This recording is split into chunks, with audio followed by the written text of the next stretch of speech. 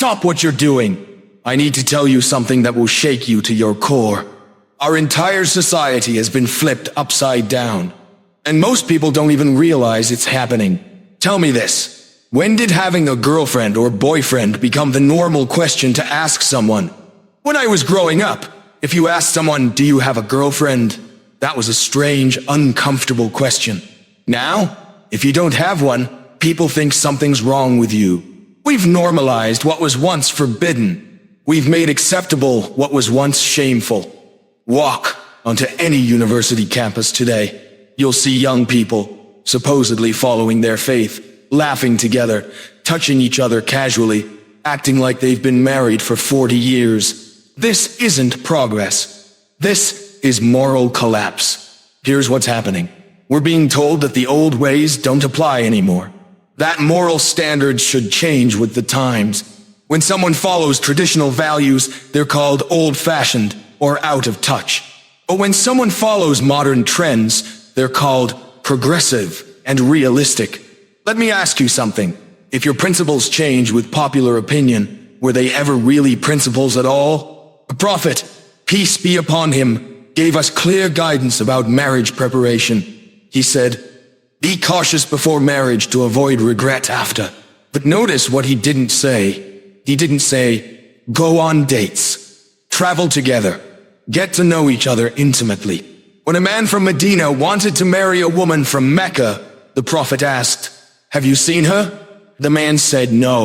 The prophet said, "Then look at her, because the people of Mecca have different features.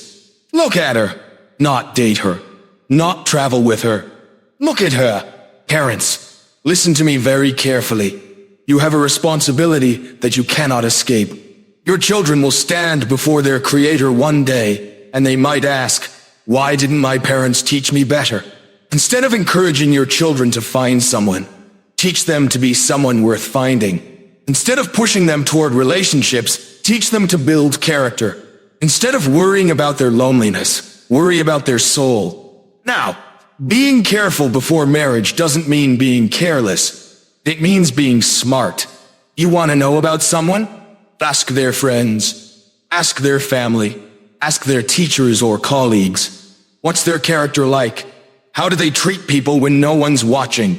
How do they handle stress? How do they practice their faith? These are the questions that matter.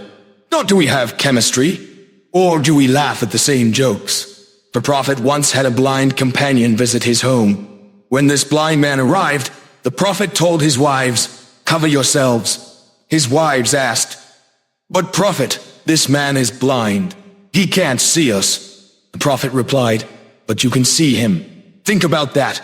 Even when the other person can't see you, you still maintain your standards. You still protect your dignity, because your standards aren't about what others can see. They're about who you are. A woman once came to the prophet and offered to marry him. He declined, but offered to arrange her marriage to another man. Right there, on the spot, the marriage was arranged. No dating period. No getting to know each other phase. Prophet asked the man, "What can you give as a dowry?" The man said, "I have nothing except the clothes on my back." The prophet said, "If you give her your clothes, what will you wear? Go find something, even if it's just a ring made of iron." The point, marriage isn't about wealth. It's about commitment. It's about two good people choosing to build a life together. We live in a time where right is called wrong, and wrong is called right. Where good is called evil, and evil is called good. But here's what I want you to understand. Truth doesn't change because society changes. Morality doesn't expire because we enter a new century. The question isn't whether you can survive following these principles in today's world. The question is, can you survive not following them? Your character, your family, your legacy. It all depends on the standards you choose to live by. Choose wisely. The world is